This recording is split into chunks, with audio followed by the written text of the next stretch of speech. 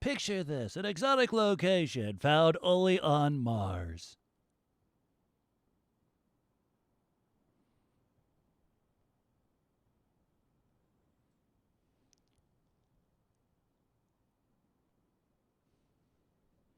Scary, isn't it?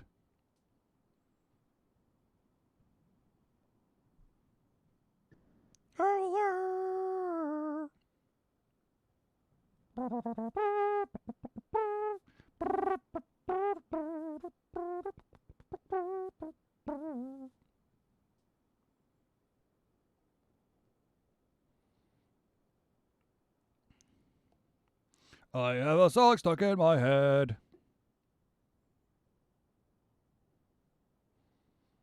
It is thoroughly stuck in my head.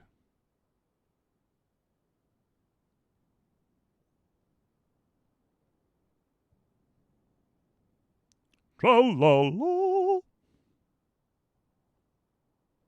I've also been watching way too much Captain Underpants. Take it or leave it, however you see it fit.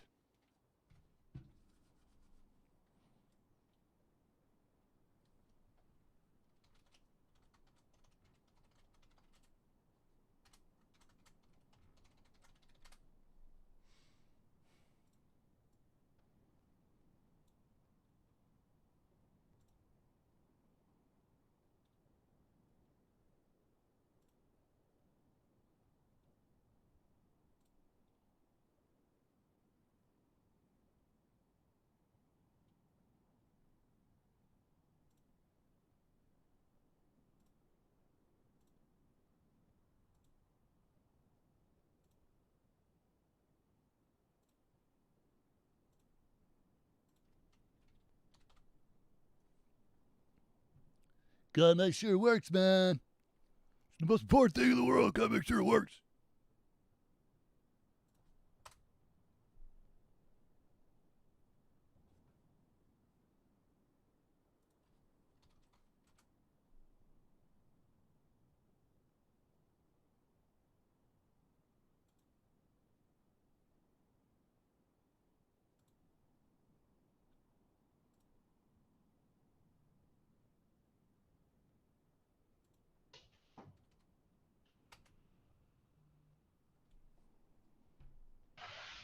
Oh my god, there's a Celia sighting!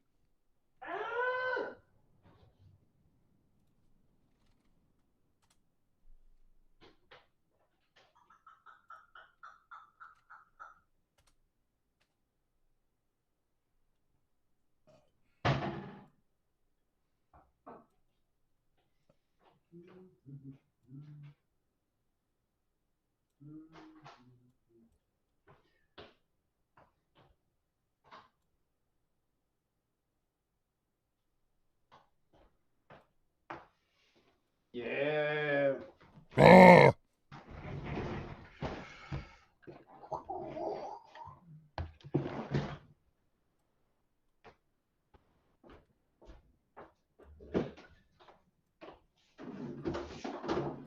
Yeah, this isn't going to confuse the shit out of me. What to confuse now? So, on the Streamlab OBS where I'm streaming from, it's you know, basically as close to live as possible. But then I have Twitch streaming to my right, Facebook streaming, and YouTube streaming, and they're all different. All the streams all belong to you, sir. Yes, it's something. I'll tell you that. It's something special.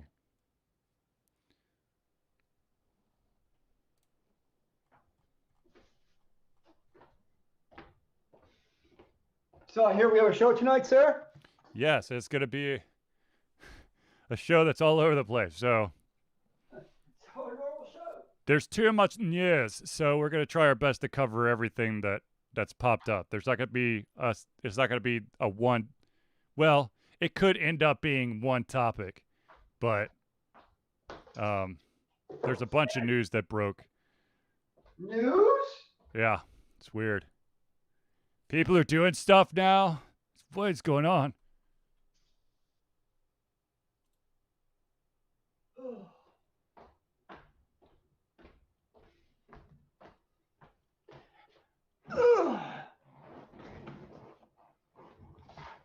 Yeah.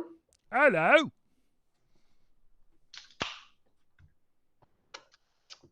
And Hola, muchachos. sí, señor. Hola, por favor. Tengo un gato en mis pantalones.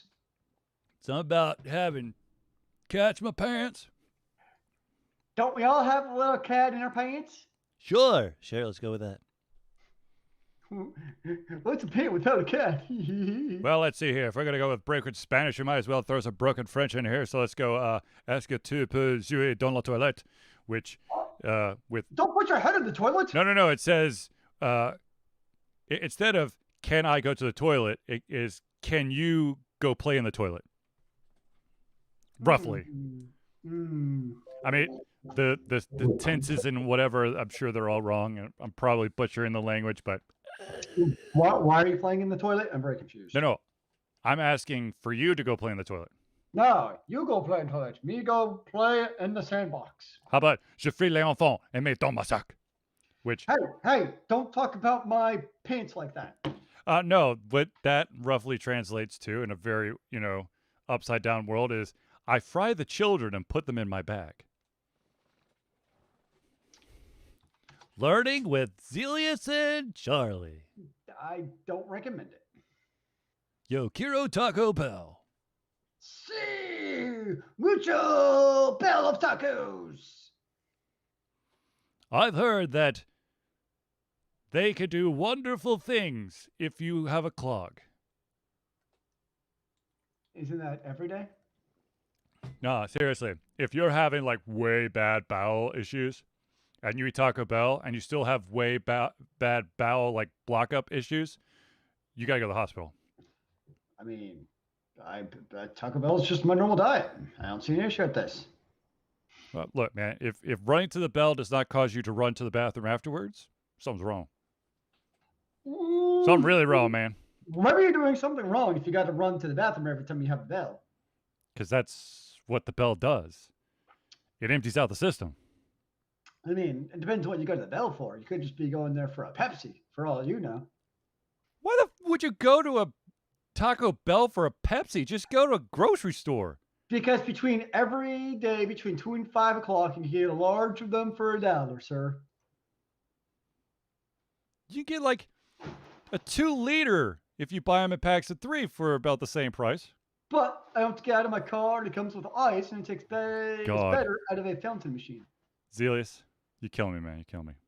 I try. That is my goal of life, No. is to fill you with such stupidity and moronicy that you just can't take. Did you say My moronicy? overwhelming brain power anymore.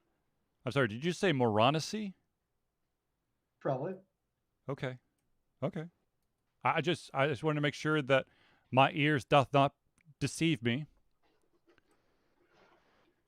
That was old Shakespeare. We're going all kinds of crazy, ladies and gentlemen.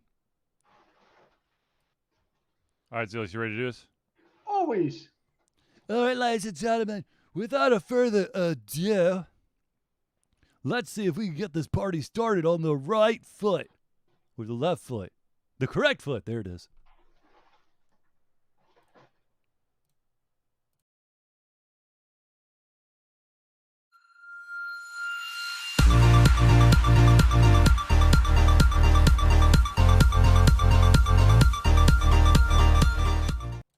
Hello, ladies and gentlemen, and welcome to another edition of the Confusion Thursday Night Hangout.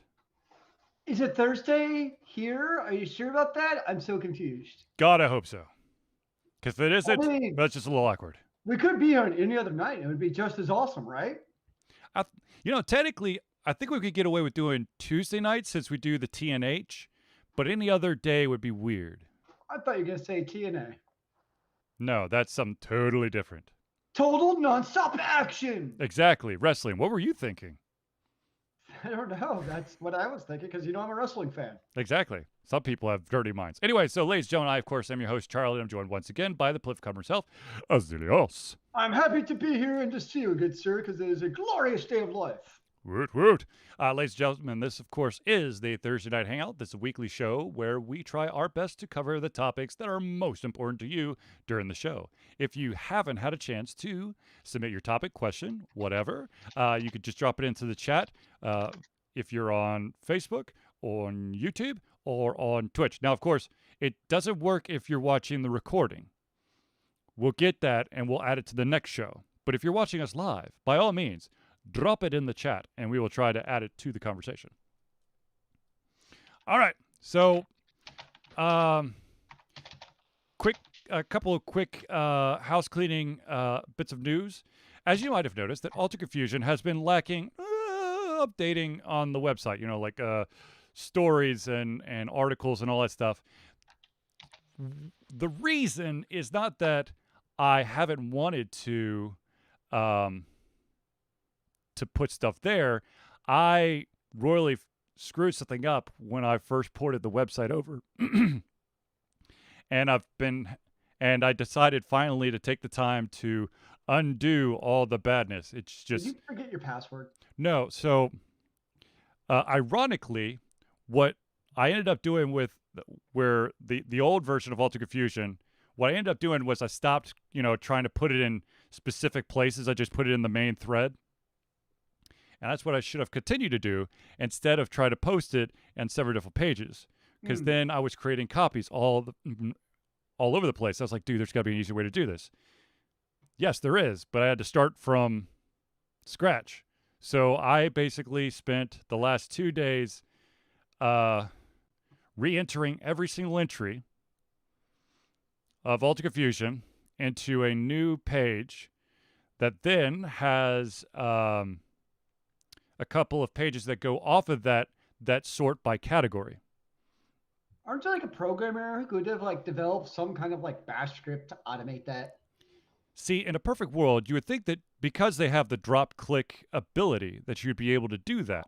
However, if it is a blog that's within a page that's designated as a blog, you can't remove said blog entry and put it in another blog. That doesn't make any sense to me, but that's what happened. So that's just the way they make it, and because you're using their system, you must obey the man. Exactly, you got to bend to their will. Okay, so let's get the big news that's got Zelius dancing in the aisles out of the way.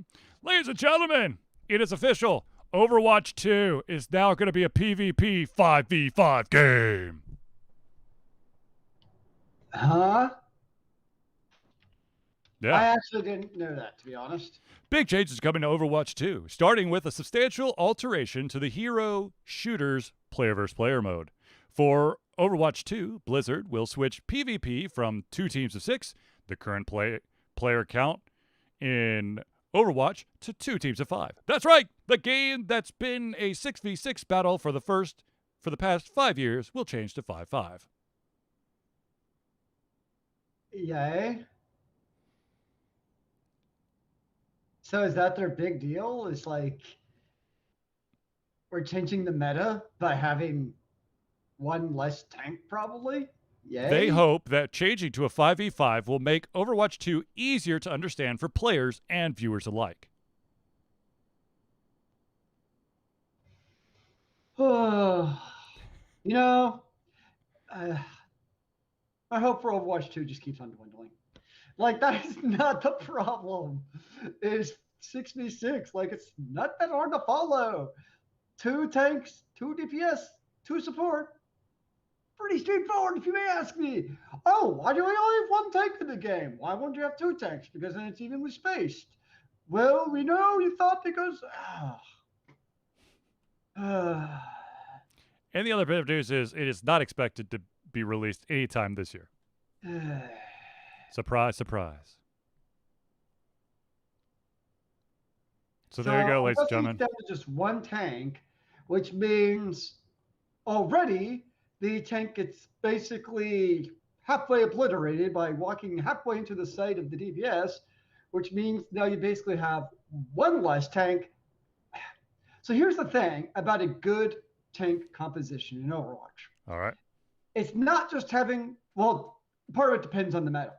But a lot of it is, unless you basically have straight up a double shield meta, which means like you have an Orisa and Overwatch, and that kind of ebbs and flows. Outside of that, the good job of a tank is really to make space for the rest of your team while also easing the pressure on your tank. So what I mean by that is, let's just say I'm Reinhardt, right? I step forward my Reinhardt, I got my big 1600 HP shield. Well, guess what? If I step out that, what do you think everybody in the entire team fires at first? Mm-hmm. Mm-hmm. This right here, right? Yep. Whereas, let's just say a very common off tank to go with Reinhardt is a Zarya. What that allows me to do is that enables me as a tank to step out with one of her bubbles, or I know she's going to bubble me if I go into the enemy, so that way I can have some enabling from basically my tank cohort to help enable me. Or maybe my other tank is maybe a monkey, whose name I'm totally brain farting on. But I know he's going to go jumping like into the enemy. So as soon as he engages, or if I start engaging, he's going to engage to help divert the attention, because that's the whole point of the tank, is really to create space for your team. Now, if the enemy has one tank to concentrate on, they're just going to get basically, like I envision, being totally stomped in the face, unless they create supports that basically enable the tank in such a way that, say, like a Zarya did.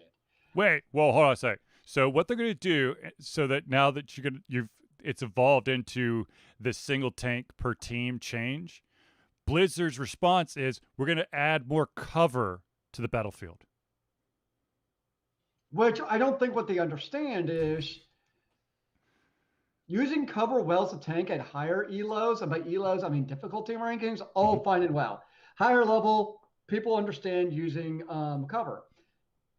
The problem is, let's just say you're low level, let's just say silver and gold. If you try using cover properly as a Reinhardt, people just step out literally into the middle of the firing zone, and they just wonder, where was my Reinhardt? Why was he not out there with my shield to protect me? Well, it's because you dumbass. I was trying to use like cover so that my Mercy, instead of having to heal boost me, can damage boost the rest of the team the entire time instead of being an automatic heal bot. So that's the problem with that type of strategy change, is it's going to further, I think at least, make the lower levels even less enjoyable. Because people don't follow what you should do for strategy. That's why we're in the lower levels. So that's, because, whatever. Come on, Celia, you're supposed to be excited. I was most excited to hear about the PvE part, honestly. That's what I still want to know, because that was, to me, like the whole reason to be interested in Overwatch 2. Was the whole PvE environment is what I'd be curious of. Oh, well. Whatever, man. I guess we'll find out.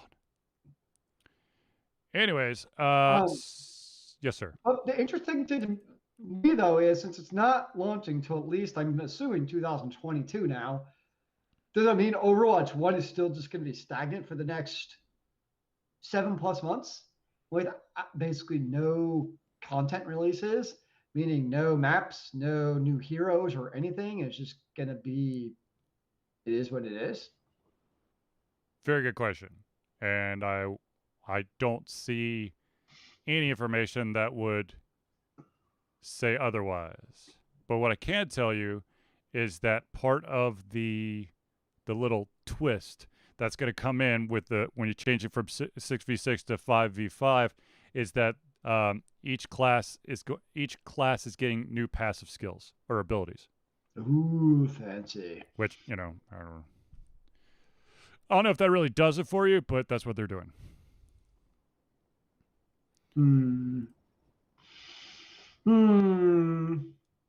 I guess we'll find out. Okay, so we got that bit of awesomeness out of the way. Now, of course, I've got to mention something that personally I'm really excited about, and that is that Nino Kuni 2 is officially coming out for the Switch in September. It is going to be the Prince Edition, which is going to have all of the DLC content that's been released since the original release in 2018. And you can buy it for both. You can purchase the digital or the physical retail copy. Are you excited about that? Yes, I am. I I played the crap out of the first one, and they got pissed that I wasn't able to play the second one because I didn't have a system that was playing it, or that I didn't have enough money to buy it. But I've saved, damn it! I've saved up for a rainy day like this. How many rainy days are there? More than I care to admit. Does that sound about right? I think that's right. Okay. So we knocked those two out. Now we're going to go with the heavy hitters, ladies and gentlemen.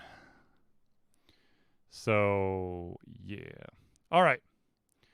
Do you want to go with the latest in sexual harassment or the latest in Twitch bans? Both sound really depressing and sad. And I'm just going to sit here and cuddle with Rose instead. Okay, let's just go with the Twitch ban because... have you been banned from Twitch again for showing no. your dogs on Twitch because they're not old enough? No. So it appears that Twitch has found a way to... Okay. Remember... Oh, God. A couple months ago... I don't remember anything, sir. Imagine I have the brain of a goldfish. All right, so there was this whisper of a like brand safety score thing being placed in Twitch to, you know, personalize the ads or show how ad friendly your channel is and whatnot, right? I do recall this, yes. Okay, so apparently this may have been implemented and no one's known about it until certain people have noticed that they are not making any money off of ads on their channel, just out of the blue. Now, there is always going to be some weird ass meta that's happening on Twitch, and the meta that seems to be on the rise and maybe is falling really fast because of this wonderful, I guess the best way to put it is purity score, is something called the hot tub meta. It's basically swimsuit-clad ladies that are sitting like in a kiddie pool or a hot tub, and they chat, they play games, and they do other stuff while on stream. They stay covered. There's no like... For the Alt Confusion podcast, I'm just checking before we go any further. Huh? Is this a new money-making scheme for the Alt Confusion podcast? Yeah, I don't think anybody wants to see me or you in a hot tub. Sorry, Zelius. I'm just saying, you know, people watch streams for weird, crazy, outlandish things. So that's true. So basically, one of the biggest hot tub streamers just all of a sudden went from pulling in $1,000 a day out of ads to zero. And it wasn't like there was no warning. They literally just chopped it off. Let's see. What exactly did she say? Now, of course, Twitch has refused to go into all the, you know, the nitty-gritty details. But this girl has a sense of humor.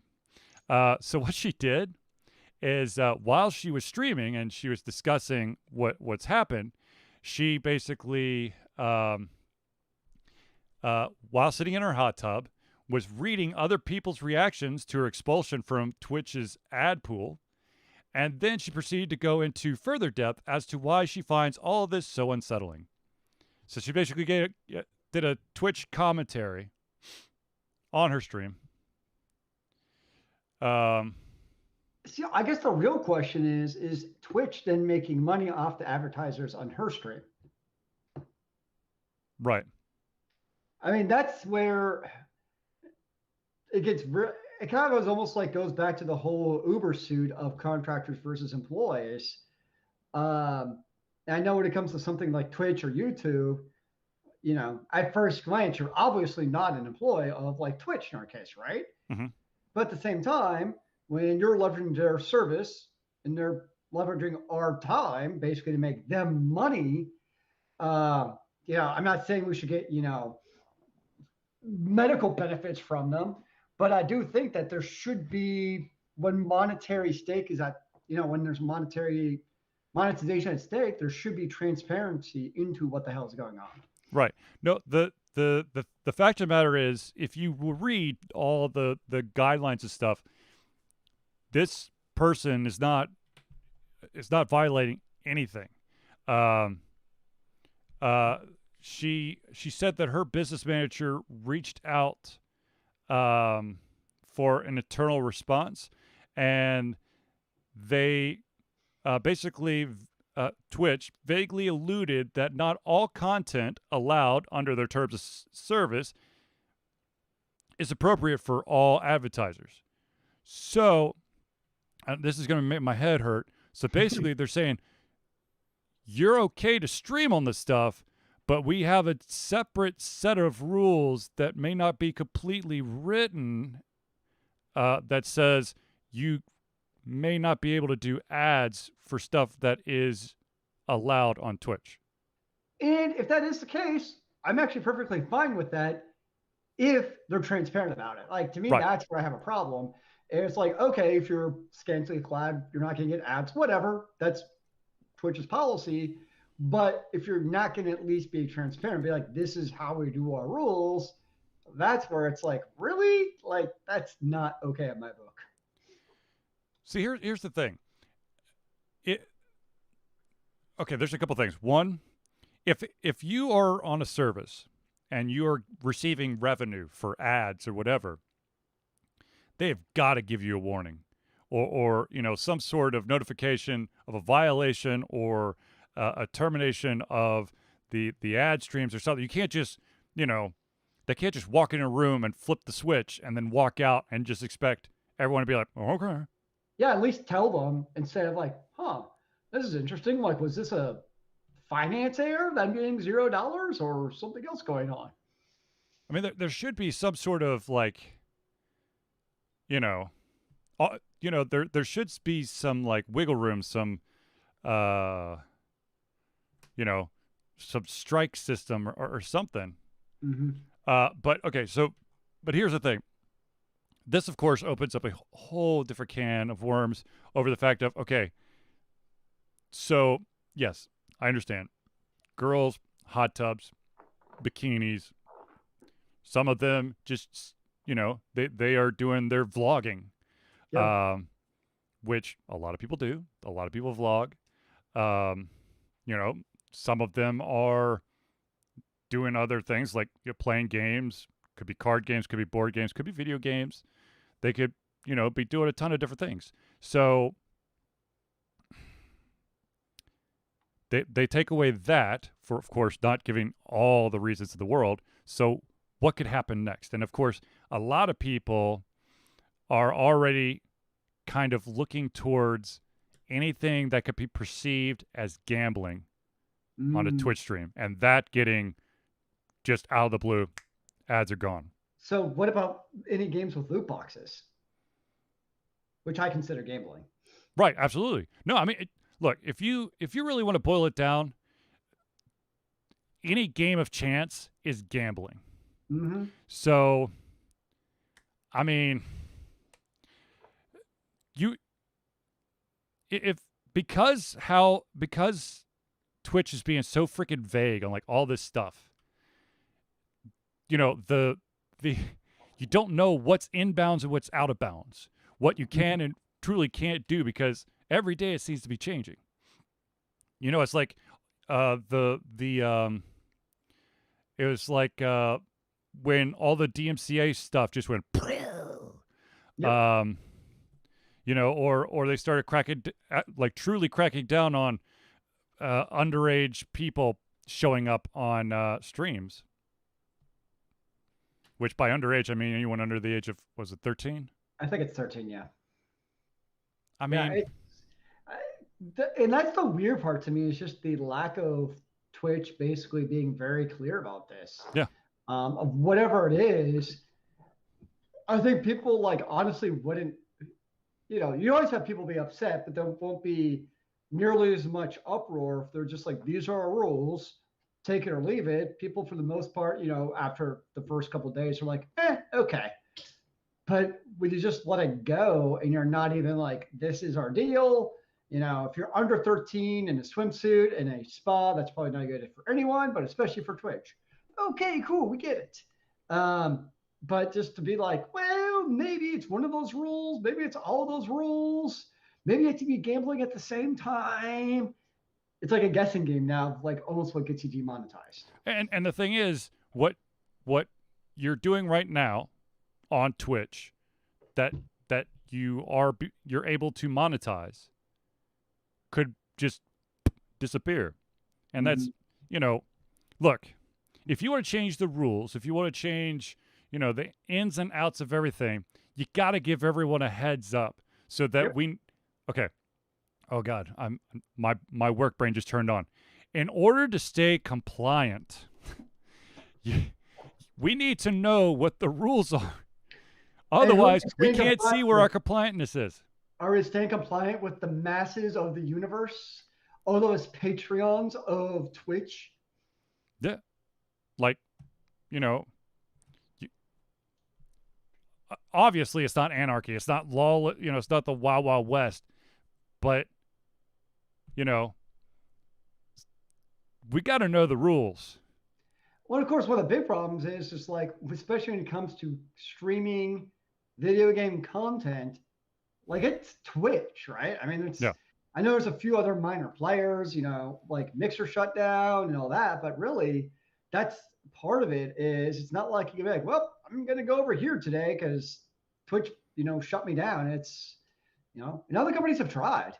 It's not like for lack of effort from Microsoft and other companies' parts. It's just, it's a very entrenched ecosystem of Twitch, so it's hard to really overcome that. And so if you can't, if you get demonetized from Twitch or YouTube for that matter, you're pretty much screwed. Yep. And YouTube has really stepped up their demonetization on anything that focuses on potential hot button topics. Yes. Because one of the topics that we're bringing up that I brought up, it was either going to be the new Twitch stuff or the sexual harassment stuff. Probably just say it's sexual harassment would have demonetized this video because they don't want to talk. They don't want us to talk about that kind of stuff. They want it to be all happy and warm and fuzzy. But in some cultures, I'm sure that is offensive, being warm and fuzzy. I prefer cold and fuzzy myself. But seriously, I understand that the world evolves and things change, but can we at least get like a set of instructions that, has like addendums and like updates and versions, but at least we have something to reference? I don't know. I'm just saying.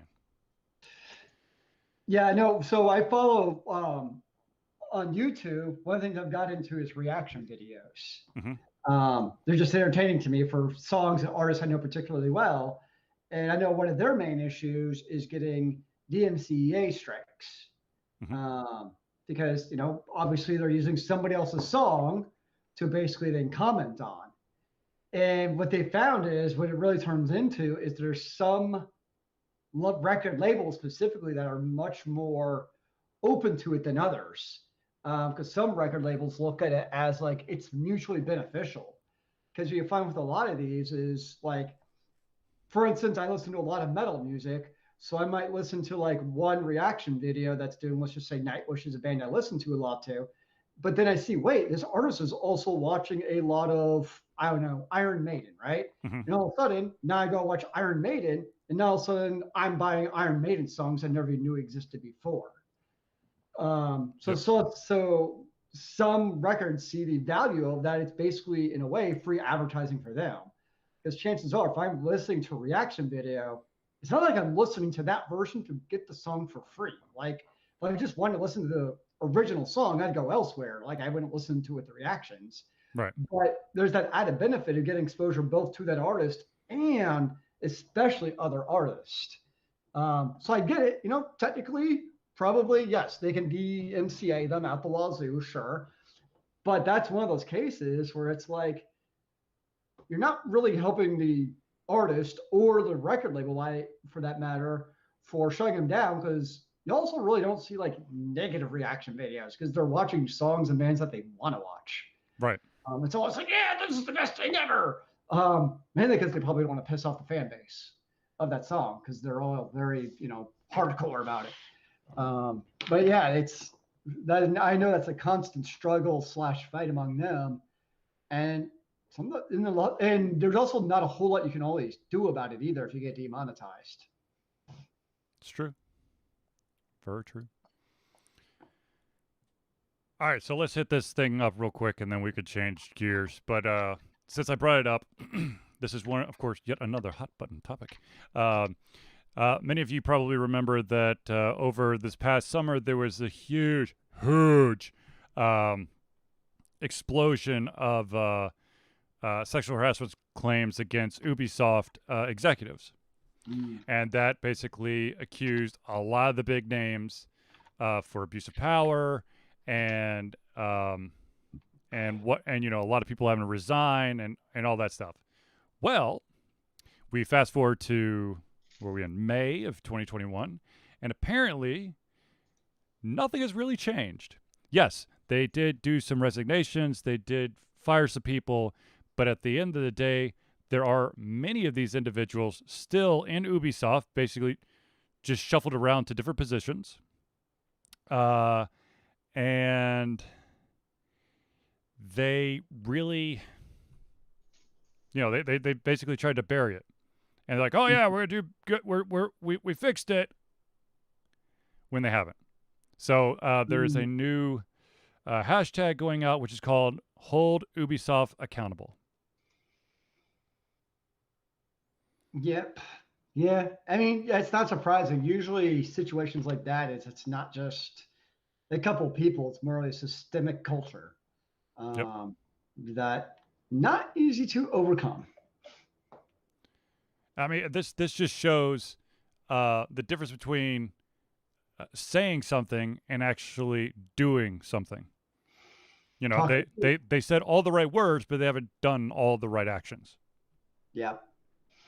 And part of it too is always they're beholden to the shareholders. So it's always the, being cynical here, but it's the calculus of, well, is it worth it to release these 3 executives and then we lose X amount of money from our next game not being able to make Y amount of money, or do we take Z amount of heat for keeping them around? Mm-hmm. Mm-hmm. I mean, that's part of, the cold-hearted calculus that I think goes into some of these decisions.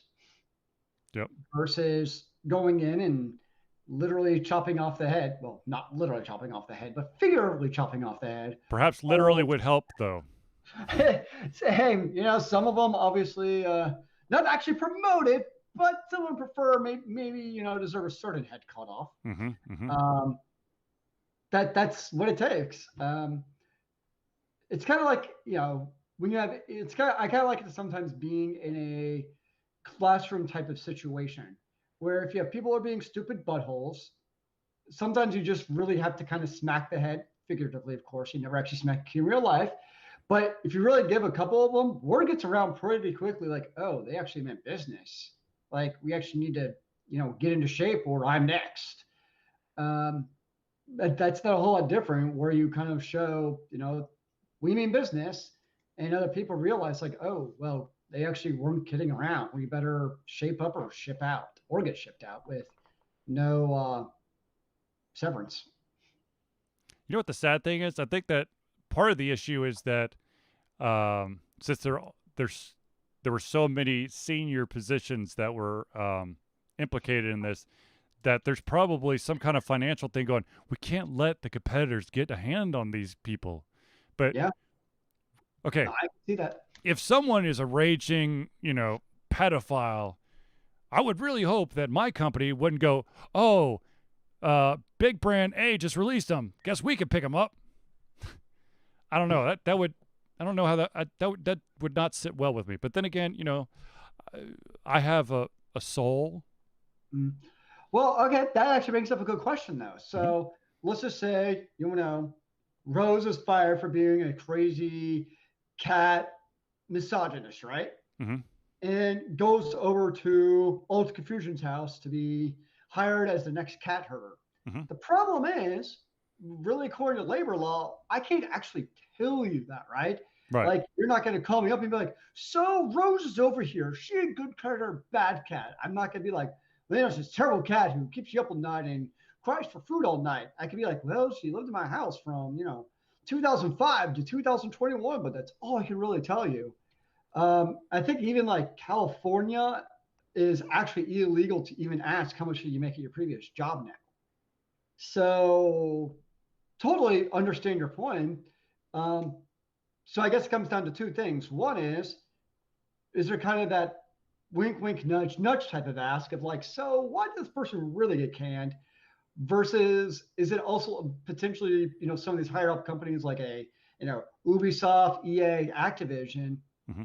is a small enough community where they know, even though it's not publicly announced, they know why Rose got fired also. Right. Like, you know what I'm saying? It's kind Yeah. of like, like, for instance, in the area, all of the private school superintendents, they're always talking. Like, they get together, it's informal. Um, but you would probably know, like, Rose was fired of her head of school, word would get out, and it would probably come up informally at discussions. Mm. So that way, when you're looking to hire, you don't hire her as your next head because you heard what actually happened. I can see that's where that type of situation that probably happens. Right. But I mean, the other thing is, let's say, I know let's just keep going.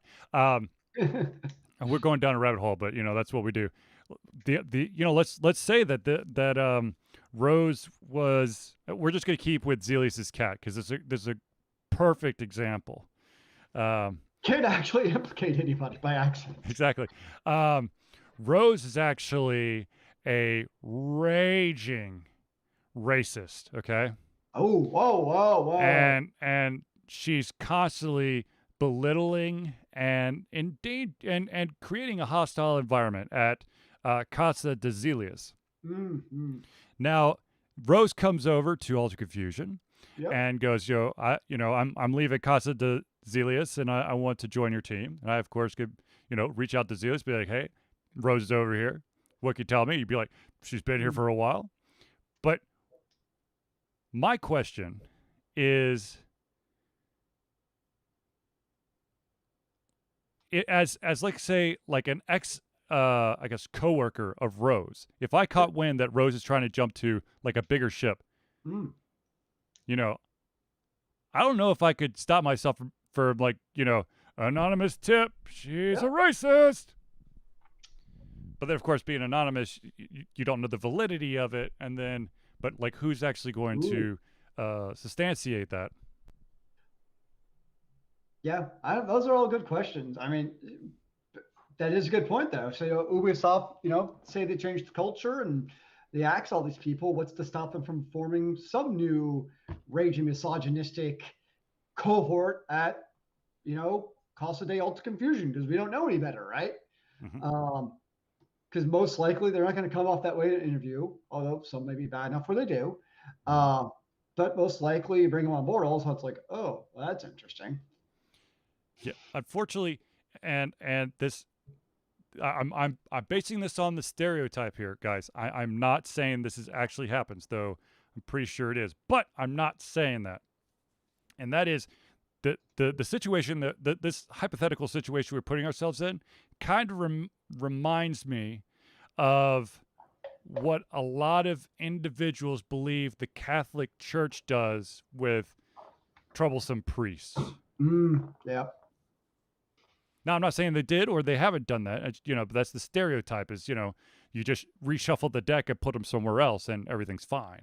So what Mr. Charlie is referring to is, so there was definitely some trouble, documented, not made up, of basically sexual misconduct among priests. And, it'd be, I would come to a, person like, hey, this priest was doing bad things. And basically, you're left with really three choices. One, you ignore it. Mm-hmm. Two, you move the person around to another parish. Or three, you defrock them. Well, number three just doesn't happen. Unfortunately, I believe number one happened a lot. And number two is probably the easiest route out, honestly, because you move them to over here, um, and let them be there. Because I also, not necessarily related to this in general, but in that particular case, if somebody came forward about that, it's not the first person it happened to. Right. Um, so like the racist example, if you're a racist once, chances are you're racist over and over. It's not just a one-time thing. Same thing with this. If you got one person who came forward of sexual misconduct, chances are that's not the only time that happened. So with the whole moving around, you move them to another place. Same thing for business. One of these execs get moves to another business, and probably their pay honestly goes up, because that's usually what happens when you go job hunting. You don't go for less money, you go for more money. Yep. And so all of a sudden their pay goes up. They haven't learned anything, and so they're just going to continue doing what they were doing. Which is unfortunate, but it's the truth. Let's get to a lighter topic here, shall we? So I said this earlier, that I basically had to redo all the pages on Alter Confusion, which, dear God, because not only did I redo it, but I had to get close enough to the original publish date so it wouldn't be out of whack, because I was going from newest to, I guess, earliest. But I did just post a review of Borderlands 3. And then I have a story that I need to actually publish as well. And I'm going to be totally honest with you, I'm completely blanking on what that story was. Must have been very impressed. Oh, it was supposed to be amazing. I mean, it was also absolutely amazing. Well, guessing about how many hours you played on Borderlands 3, I would say you're probably gave it a good review. Oh, yeah. Oh, that reminds me. Thank you, Zelius. I was going to look to see what my actual number was. 147 hours. Of playing the game? So, I got a little bit of play out of it, okay? I would say... Can I help you? No, you can't help her at all. Ever. Don't even look at her. Don't even look at her. I'm not actually here. So is your 147 hours, is that it? Are you spent? I mean, to be honest with you, I'm kind of running into there's the was it the director's cut DLC? Yep. I'm kind of just I'm going through that, and I think I'll be done, because the rest of it's really just go through these things, see if you can survive the waves to get cool items. There's no more true advancement. So I can see that. I mean, don't get me wrong. There ain't nothing wrong with me jumping in and just blowing shit up. I got no problem with that. I will blow shit up.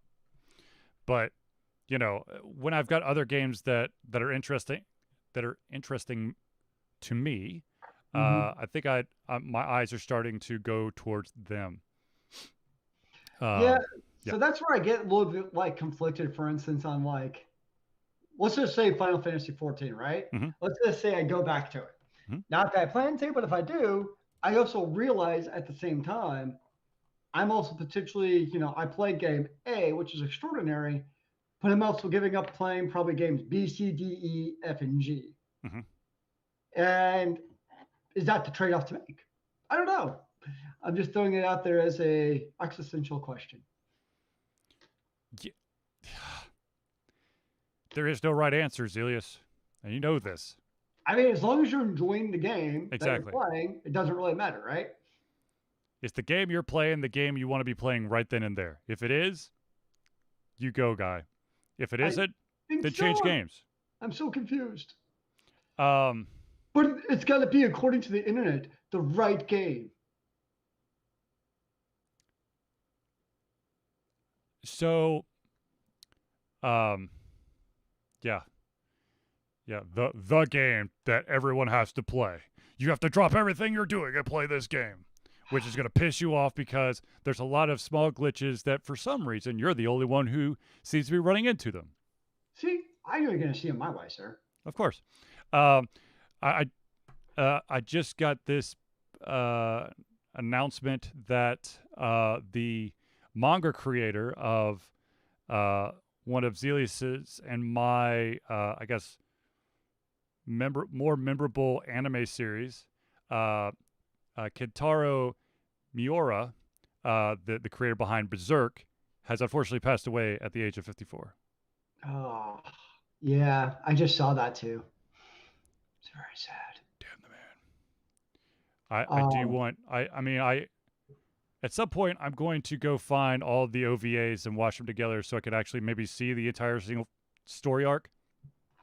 Actually, I still need to, that reminds me again, I need to see whatever happened about, I think it was the Black Swordsman. Okay, part of where I saw the news was in Final Fantasy 14 is because you have the Black Knight as one of your playable characters in there, is they all basically had like, they lined up as like kind of a tribute to him, which I thought was kind of cool. He is such a, Berserk is such an extremely, I don't know if people realize like how influential of a series it became. Because it was kind of, it was that very dark and foreboding type of series of just smacking you in your face. It really kind of came on to Dynasty Warriors and especially Dark Souls. Yeah. As very strong influencers as far as that type of story. Because I think it was you like years ago where weren't we somewhere actually like Destin or something? Yeah, we're at Destin. Yeah, we watched it. I don't know if I've ever been that gripped by first couple of series in a show because you watch it and you're just like, whoa, like just absolutely blown away. And like, we've all seen a lot of shows over the years. Yeah. But to have that show's like first arc still just like emblazed in my brain these many years later is a testament to how phenomenal that is. Just kind of think about some of the events, you're still like, wow. Like, speaking of series, though, right as the last Thursday Night Hangout was about to end, Zelius asked me if I had already watched all the episodes, all the new episodes of Castlevania, which I had not. I watched them all the very next day. Nice.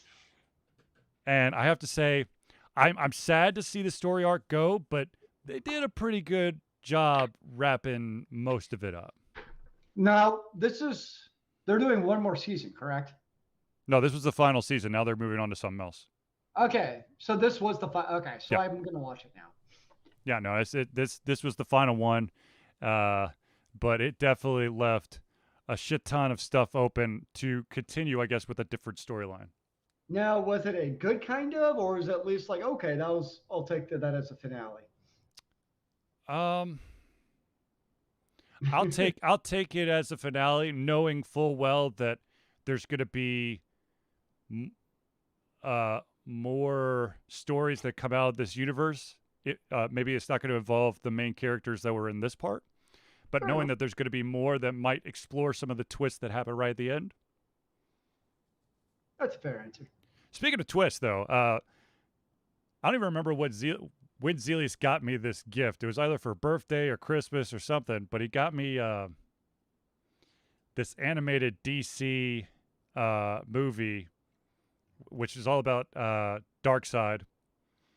And it was it was definitely a grown up, bloody, gory, people be dying, but the fucking cop out that they pulled off right at the end. That's the kind of shit that pisses me off. But then again, this is comic book 101. You want people to feel the emotion of loss and regret and fear as heroes fall down one after the other. But if you've ever kept track of any comic series, you'll know that mysteriously, after Batman had his back broken 37 different ways by Bane, he somehow donned the suit later. Or Superman was absolutely crushed and killed by Doomsday, but somehow got resurrected. So without telling you what the ending is, I'm pretty sure you know what the ending is. Yeah. Lois Lane took over. Lois Lane actually plays a very pivotal role in this movie. It's weird. So totally random, but Yep. lately I've been actually obsessed with watching Game of the Thrones videos. Like just related random to- clips? What? No, related to basically how the show fell apart. And not just terms of like knee jerk, like, well, we all kind of know the last seasons weren't very good, but Because it wasn't written.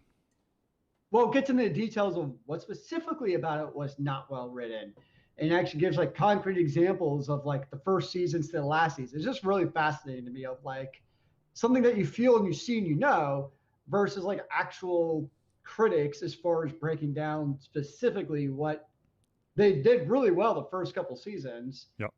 And then how those things were trashed the last couple of seasons, basically. And then when you see it, when they talk, it's like, oh, that actually makes sense why that was terrible now in season 8. And that, like, you knew it was instinctively, but actually knowing the reason why behind it, it was just kind of cool. Because George can't write fast enough. That's really what it boils down to. Actually, ironically, one of my favorite scenes in the, like, I'll call it the first 4 seasons, like the OG good seasons, was not in the books at all. And that was the scene between oh my gosh, the dad, not Tyrion, but what's his name? The Lannister dad? Yeah. I bet you had to say. Oh. Gosh. Hold on. The But basically, Lannisters. the discussion between him and Olenna about if Cersei. Tywin. What? Yeah. Tywin. Tywin and Olenna, the conversation between them about Cersei marrying the heir of Highgarden. It's to me one of my favorite scenes in the entire series, not in the books at all. So they can actually write scenes without having to follow the books. It's just everything else. Right. Well, the thing is, they wrote a scene that wasn't in the books, but they were able to write that scene knowing what's going to happen afterwards, what's happening around and during. It's not like, well, George hasn't written this part at all, so let's just say this happens. Which actually, this is a great example of many. We're going to keep on the anime track here. There was an anime out there called Full Metal Alchemist, and I watched the original Full Metal Alchemist all the way through, and I was like, oh, okay, that's interesting. Then years later, they had Full Metal Alchemist Brotherhood, and what Brotherhood was the actual, like, it stuck to the manga. Yeah. And holy crap, that one's so much better than the first. It's not even funny. I don't know, man. You read the YouTubes and you'll hear many different opinions. I've seen many of like, no, the original is so much better because of whatever. Look, coming from me, everyone Well, will... you're a purist. Exactly. So everyone's like, oh, they're staying closer to the source material? Yeah, Charlie's going to like that one. Game over, man. That's Charlie's answer. Exactly. No, I thought it was very well done. I liked there was some twists and turns that were there, and the relationships between the characters, it just had more depth to me. That's fair. But yes, I've been watching a lot of like anime. I also watched the entire run of Trigun. Jeez. Again, I love that show. I watched the first couple episodes of Outlander. Yeah, I won't watch that. I will not watch that show. That your wife loves that show though, doesn't she? I know she does. Yeah, I thought she did. It's I haven't decided if I actually like it or not. The pacing so far is kind of like, eh, Uh, like, yeah, I don't know. We'll see, man. I just don't know. who knows? Um, Does anyone know? I don't know. Now, if you guys have been following my social media, I might have just done this on Facebook.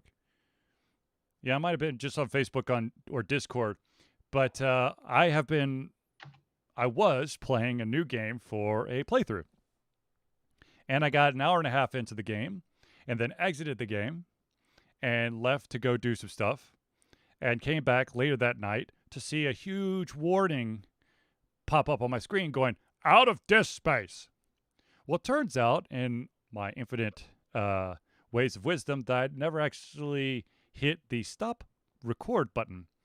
And so that hour and a half turned into, well, I don't know what it breaks down to, but let's just say it was a 100 gig file. Damn, yo. Yeah. So it was unrecoverable. So let me tell you, as someone who's done playthroughs, it is hard as shit to fake the surprise and the disgruntlement over trying to find stuff when you've already done the first hour and a half of a game and you have to re-record the whole damn thing. Nice. By the way, the name of the game is called Encodia. I've talked about it a couple times. I actually posted a release when it was coming out.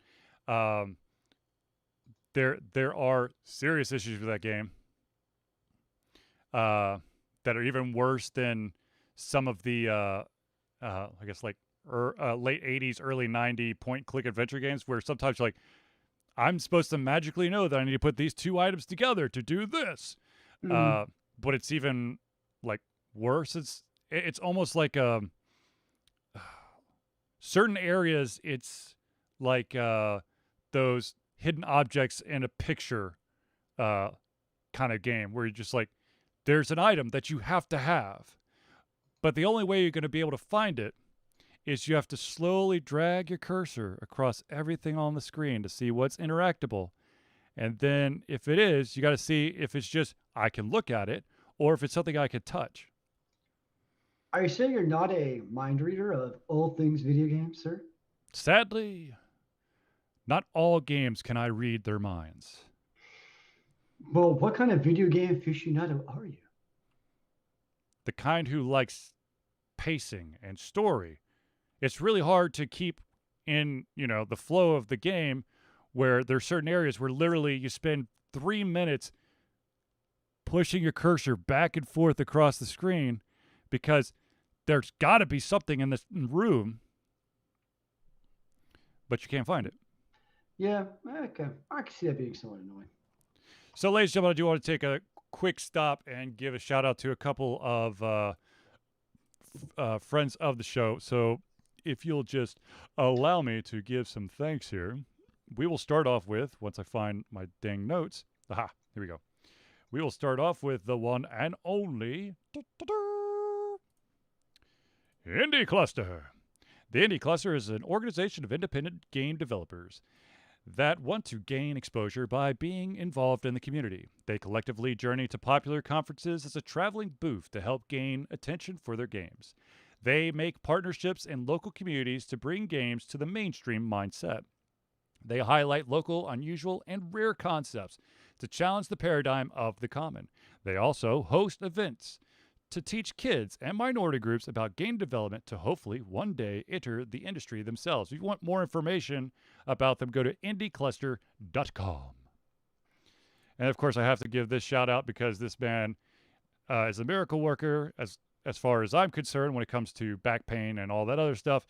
And that, of course, is the one and only Hero Chiropractic. Hero Chiropractic is a unique healthcare practice set up by Ryan Moore. The company is focused to elevate a patient's experience of freedom, creative expression, and joy. They believe that everyone can be a hero and has incredible heroic potential inside themselves waiting to be unleashed. Hero Chiropractic focuses on mobile chiropractic care in the greater Atlanta area. They're committed to healing clients by creating a plan of action uniquely suited for each person. They make that plan of action as convenient and affordable as possible, and most importantly, suited to your individual needs. If you want more information and you're in the greater Atlanta area, go to herochiropractic.com. Okay. Now, I have to do the shout out because this is something that's near and dear to Alter Confusion's heart for, it feels like forever. And that, of course, is, ladies and gentlemen, Alter Confusion is once again participating in Extra Life. This will be our 10th straight year. Extra Life is gamers doing what we do best, game. To help sick and injured children at Children's Miracle Network hospitals. The money that we raise through Extra Life will go directly to our hospital of choice, Children's Healthcare Atlanta, as unrestricted funds. This means that the hospital decides where and how to spend the money to ensure the dollars we raise make the biggest impact in the lives of the kids we treat. If you have the capacity to donate, please go to extra-life.org and search for Alter Confusion. If you want to actually create a team or join a team for Extra Life and you want to get down and dirty with some gaming, all you got to do is go to extra-life.org, fill out all the information. You can set up your own goal.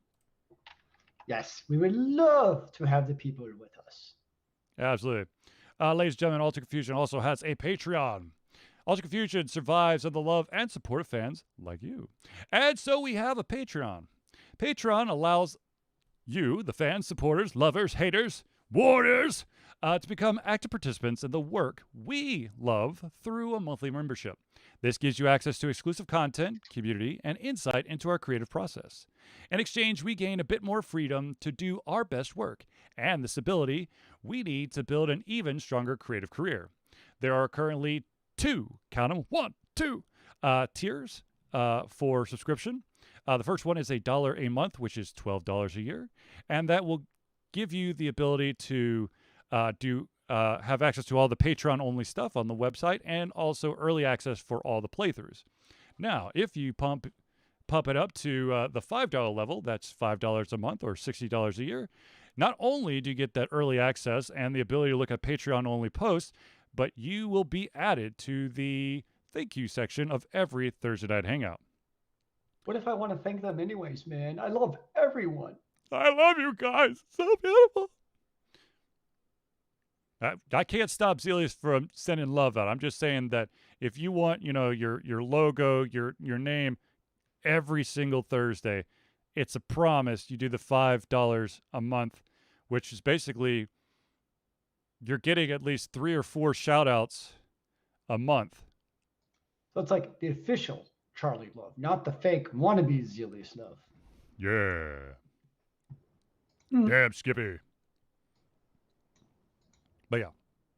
I did get a huge donation recently for Extra Life, so I can now get my Extra Life bumper sticker so I can put it on my new car because my Extra Life bumper sticker is on my old car, and of course I traded that away. So oh no, you should have changed out your windows. Yeah, they're not the same size, Zelius. Oh, you could cut them down to size. I know my local Ace Hardware will do it. Yeah, no. How about no, Zelius? No. Oh. No, well, Zelius. Then. Don't do it, Zelius. Don't cut out your window? Yeah. Oh. Leave it to the professionals. But I knew where you live. Oh, Lord. So the story that I wrote for the website and haven't actually published has to do with the spinoff announcement that they're going to do a spinoff of Rick and Morty, based off of the superhero league that Rick is a part of, and I mean they're all the characters are just absolutely crazy. Let's see if I can find the name of some of the guys because where is it? There it is. I never actually watched Rick and Morty. Oh my God, it's amazing. I've got a shit ton of their Funko Pops too. But they've got... Oh, yes, you own all the Funko Pops. I don't own all of them. I own a good chunk of them. It's impossible. Look, It's impossible to have all the Rick and Morty Funko Pops because that shit comes out too fast. But that's besides the point. The characters that you will get to follow in this spinoff, which is going to be called The Vindicators, is characters such as Supernova, Vance Maximus, Alan Rains, Crocubot, and Noob Noob. Noob noob. Yep, Noob Noob. I just Google Noob Noob. It's basically exactly how you would think it's spelled. N-O-O-B, N-O-O-B. Why are you such a noob? Ha ha ha ha ha. But I do have to say this is a very interesting thing that Adult Swim is going for. So they're doing spin-offs of Rick and Morty. They're doing a spin-off of Robot Chicken, and then they're also doing a spin-off of Aqua Teen Hunger Force. But they're basically saying, look, we're going to do this kind of like a mini series. We're going to do 8 to 10 episodes, and Sure. that's what we're going to give you. There's no promise of anything more, but they're going to at least give you that. Which I have to say, if enough people I'm okay hopefully with. enjoy it, then more people will. Exactly. I just, there are too many shows out there, or there's too many spin-offs out there that because they get off of, they have a shaky takeoff, no one really gets to see the whole thing, or it dies out before it can catch. Or shows that just end too early, even though people love them and adore them and want them to live on forever in their hearts. Thanks a lot, Fox, which is now owned by Disney. What isn't? So speaking of Disney, I am very upset over the fact that there are Marvel movies that I can't watch on my Disney Plus account because they are Marvel, but they're not Marvel. They're Sony Marvel. Yep. This case, Sony, from back when Marvel was about to die, Yep. They sold off the movie rights to things like Spider-Man and the original, I think, Fantastic Fours. We're not going to talk about any of those movies. The Fantastic Four movies are dead to me. Well, but yes, they did sell off. Some of them were also sold to Sony for the same thing. And yes, so there's definitely ones. Or no, I think Fox was actually X-Men ones, if I remember right. Yes. The Spider-Man, I think, was Sony. Yep. But yeah, you basically can't watch them because they own the rights, and most of the ways they were written was basically as long as they continue to make that franchise movie every X number of years, then that movie rights basically in perpetuality. Perpetuality? That's not the right word. Will perpetually? Sure. Will perpetually stay basically as a part of that company. Sony. Whether it be Sony or Fox or whatever it is. Yeah. So basically Sony ain't never going to give up Spider-Man, obviously. I still wanted to watch the Venom movie the other night, but I couldn't because it's Sony. Yeah, I mean, think about that one. Like, it's funny because that's like tangentially related to Spider-Man. So I'd be kind of curious of like, how were those contracts originally written? That like, Spider-Man's Spider-Man. But I bet you they have the Spider-Man universe. Yeah, as a part, that's what I'm curious. Like, what defined the Spider-Man universe at the time? Because you had other characters from other Marvel stuff occasionally dabble into the Spider-Verse, right? So what differentiated them legally speaking? I mean, we could talk about it as humans, but legally speaking, what kept certain things totally Spider-Verse and some things, even though they showed up in Spider-Verse, Marvel still had the rights to them? I think it all has to do with when those mergers happen, because there was a very bad Venom in one of the early Spider-Man. Was it a Tobey Maguire movie? I think. So technically, Venom was there. Okay. We just forget about it. There it was was actually because he was wearing the symbiote suit. That Marvel Endgame basically wouldn't have Spider-Man because Sony was trying to basically strong arm him. Yeah, strong arm Marvel into being like, we want more money from you to have the rights to use your Spider-Man in your movie because movie speaking belongs to us. Yep. Yeah. Okay, what was the one that it had to be Spider-Man 3. With Venom as an enemy? Yeah, with Venom as an enemy because Tobey Maguire had or that Spider-Man had the symbiote suit. Yes, that's what it was. It's called Spider-Man 3. Wow, what an ingenious title. Spider-Man 3? Mhm. No.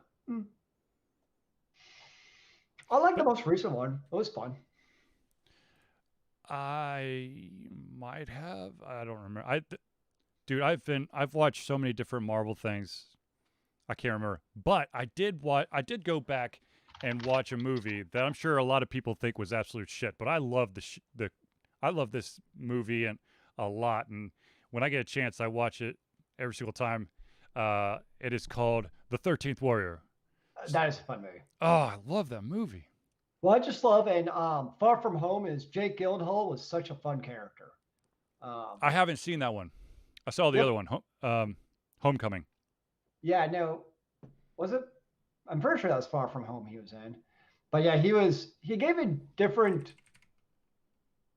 I would say authority to the Spider-Man universe. Because most of the time, like it's Spider-Man, it's Peter Parker, it's this young guy Mhm. who's still kind of learning his way, versus then you have Jake Gyllenhaal, his character, who's been in a lot of stuff, come in and kind of give a little bit of screen authority that, because I mean, Holland's a great actor. I have no problems with him. Yeah, But Far he's From still Home. kind of a young actor Yeah. versus you get Gyllenhaal. I feel like it's a little bit more gravity to it than it would otherwise. So for me, Jake Gyllenhaal is great in it. That's one of the things I really liked about it. You should watch it. It was good. Well, I'm definitely that's It was great as Mysterio. I know we talked about this a little bit ago. The creator of Berserk, unfortunately passing at the age of 54. Apparently, there was a player held vigils all over Final Fantasy 14. Yep. Um, I said that. you did? Yeah. Damn it!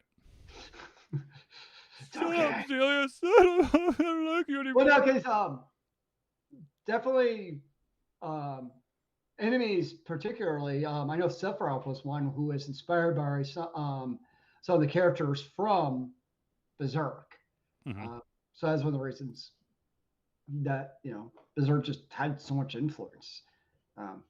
Okay, so here's something that you might know: did the Berserk anime ever actually finish? Trick question. So Yeah, the you original guys all have, anime. crazy storylines. So the original anime stopped before right. it actually got to where the timeline was in the first episode. However, Yeah. there's been OVAs and other stuff that have come out to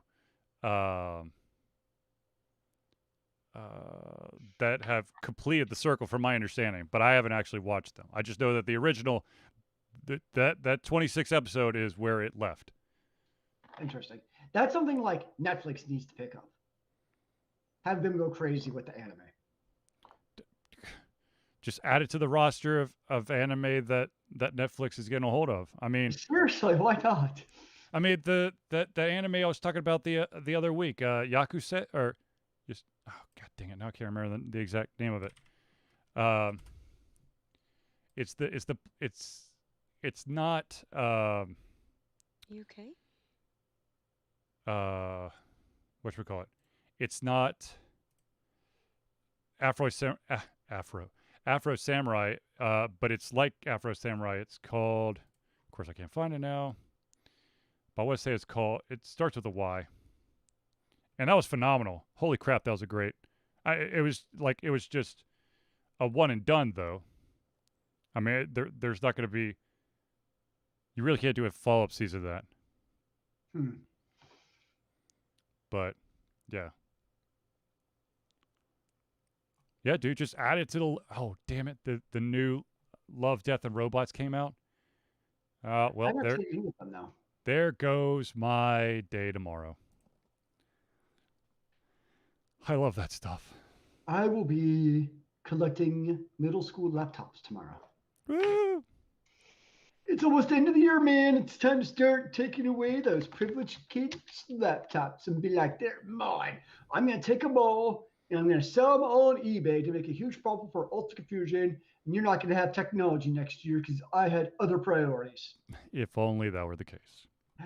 Wait, you saying I shouldn't do that? No, I'm saying that you're not going to do that because you under that rough, tough exterior, you're just a nice guy. Man. Sorry, I just destroyed your persona. Oh, jeez.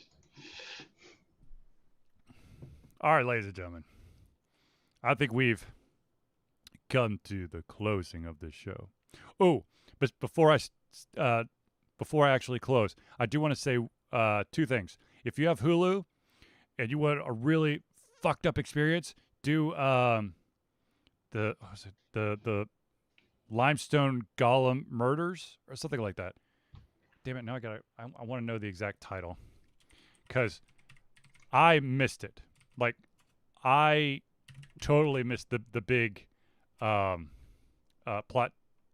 twist. The Limestone Golem. It stars oh balls. What's that guy's name? Bill Nighy as the inspector. It was, I'll be totally honest with you, I didn't see it coming. And that's a rarity for better or for worse. So yeah. Interesting. Well the thing was that Alan Rickman was actually supposed to be part of that movie, but unfortunately he had to drop out because of pancreatic cancer. Of course, rest his soul, he's no longer with us. But seriously, weird ass movie. All right, now let's get this show back in the station or something. Wait. Huh? Never mind. So, ladies and gentlemen, I want to thank everyone for tuning into the Ultra Confusion Thursday Night Hangout. For myself, Charlie, and Zelius, it's been a pleasure giving everything come our heads, our mouths, and of course, our hearts. Will be back next Thursday for another Ultra Confusion Thursday Night Hangout. Remember, kids, keep on gaming in the free world. Amen to that, brother.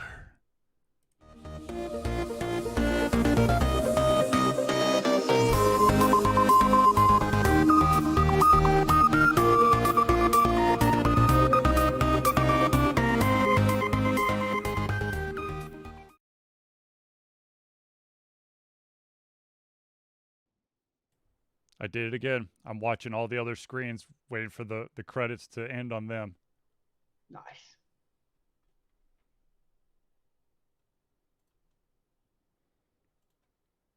We need to iron out our details for Saturday night, sir.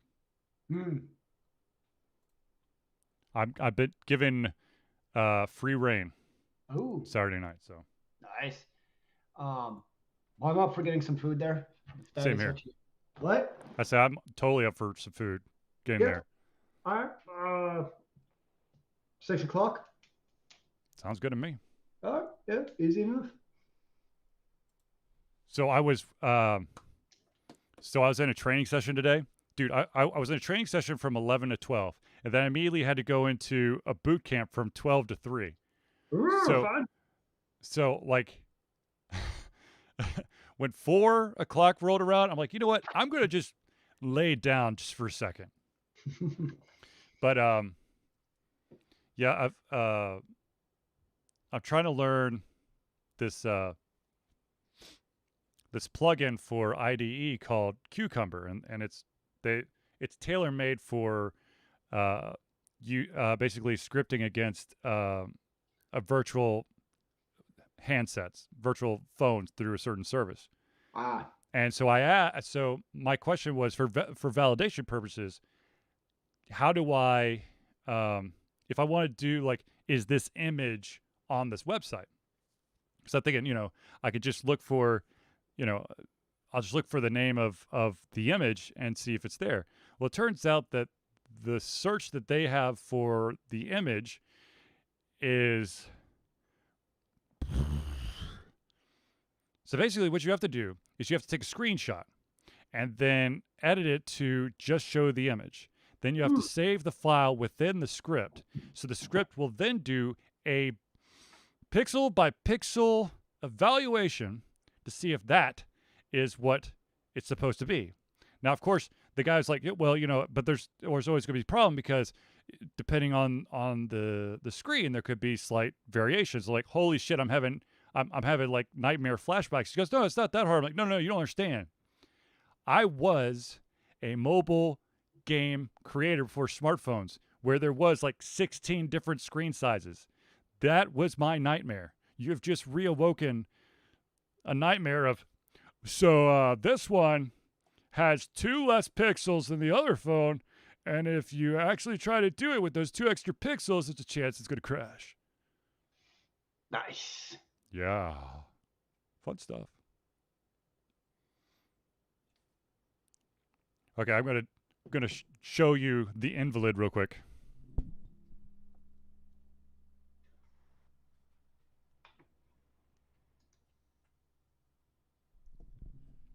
Ladies and gentlemen, this is my dog Arlo.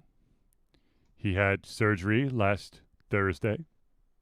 He is currently sleeping on his pain meds.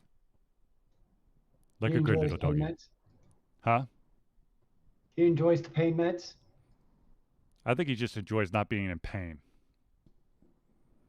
He had some serious surgery. Aw, how's he doing now? He's doing all right. He's still in a good chunk of pain, and but the incisions seem to be healing quite nicely. That's all you can truly hope for. Is he just sleeping a lot, basically? Yeah. Well, I mean, he's on some heavy duty stuff, so.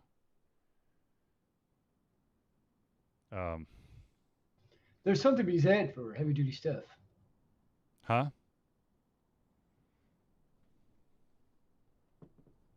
Let's see if I can get this grumpy grouch to actually move, though. The other thing is that back in the day, when animals had to have that surgery, or especially dogs or cats, they had to do the cone. Oh, I remember the cone of shame. So there's this new thing called it's called Suticals. It's basically like a surgical recovery suit that just it's like a onesie pajama that the animals wear to basically so they can't get at the stuff. And so Arlo, my dog, is wearing a blue camo one. Aww. And for the most part, he's okay with it. But it has made for some interesting mornings where somehow he is kind of slithered out the neck. And so so literally the neck is around his waist. Nice. And How then long does he have to wear this for? Huh? How long does he have to wear it for? Let's see here. He had his surgery last Thursday. Probably through the weekend, bare minimum. But maybe a little bit longer. We'll see. But yeah, he did pop some of his sutures. Oh, sorry. He did pop some of his sutures out. But the vet said that the area he did it in, which was right around his back knee, it was bound to happen. So they're like, you're fine. Is he really fine? No, he's grumpy as shit. Mm. Let's see if I could pick him on the mic here. Hold on.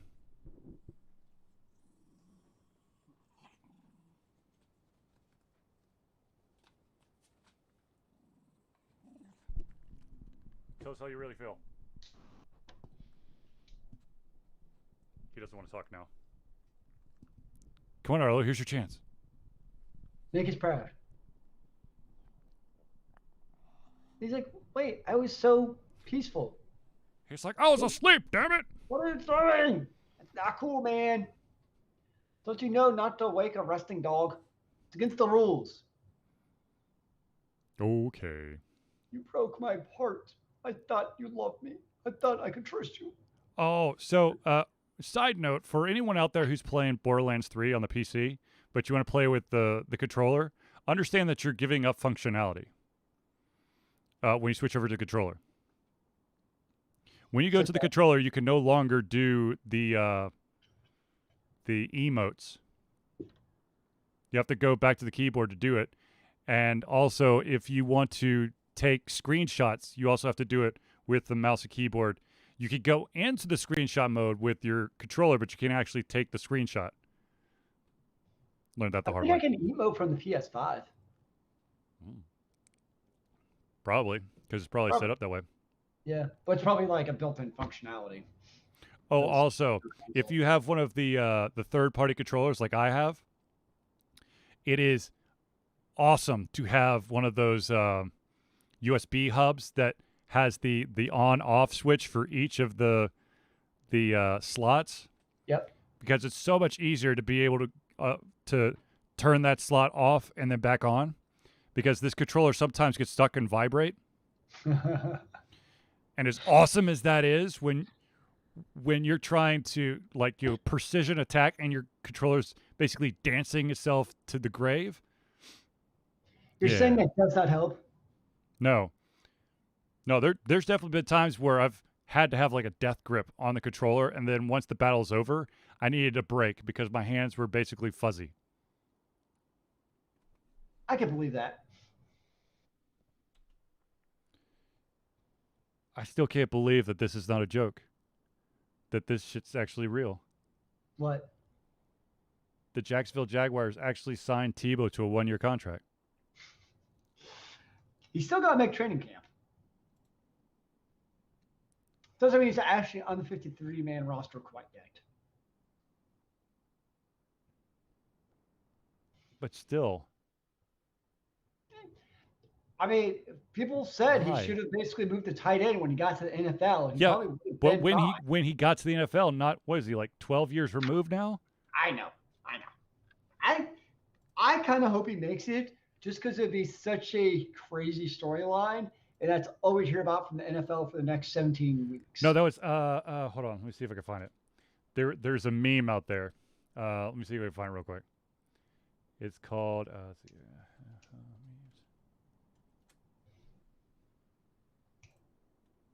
And truer words were never said about this. Let's see if I can find it. Where are you? Come on.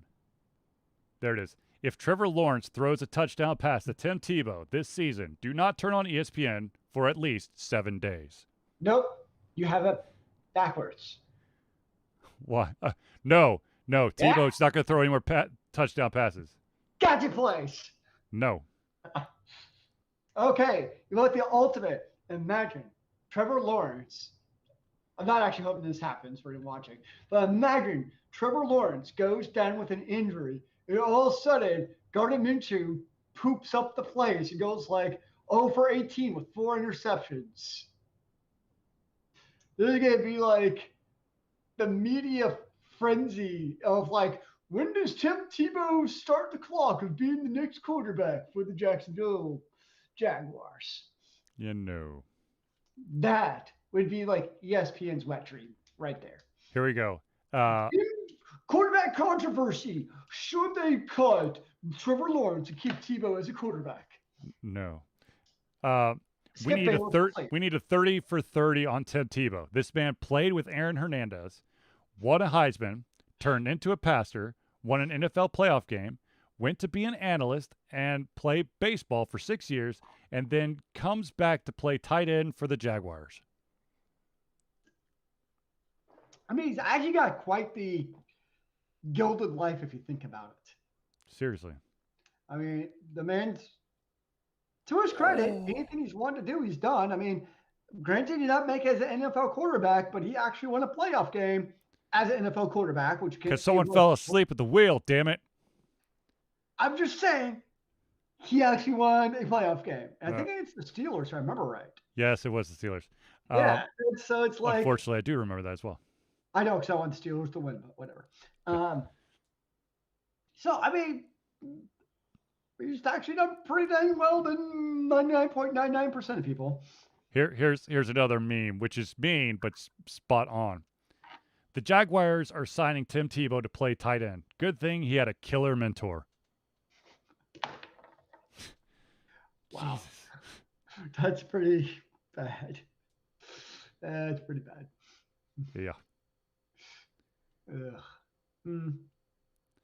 All right, ladies and gentlemen, I need to go take the dog upstairs, give him some of his pills, and then go to sleep. Sleep is always bueno, sir. Yes, but I will see Zelius on Saturday. And I will hopefully be able to turn around, at least push out a little bit of the playthrough for Encodia. So for you lucky patrons, you'll get early access to that. My liver is getting excited. Yeah.